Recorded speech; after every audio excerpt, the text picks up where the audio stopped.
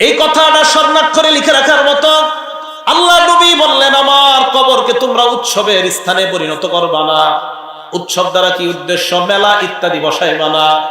শাহজালাল রহমতুল্লাহি আলাইহি, ওনার কবর আপনি জিয়ারত করতে যান, অনেক ভালো কথা, কিন্তু ওনার কবরের সামনে নারী পুরুষের নাচানাচি, এটার নাম উৎসব, এটা জায়েজ নাই।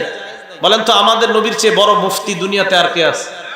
মুহাদ্দিস, বড় আলেম, বড় শাইখুল হাদিস, আল্লাহর পরে যিনি শ্রেষ্ঠ, বাস রাসূল আকরাম সাল্লাল্লাহু আলাইহি সাল্লাম, উনি বললেন আমার কবরকে তোমরা উৎসবের স্থানে পরিণত করবা না।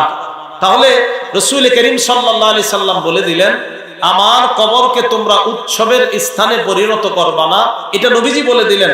তো এই কবরের চেয়ে দামি কবর আর দুনিয়াতে নাই। সুতরাং পৃথিবীর অন্য কোন কবর মাজারকে মেলা উৎসবের স্থান বানানো হারাম, এতে কোনো সন্দেহ নেই, এটা হারাম।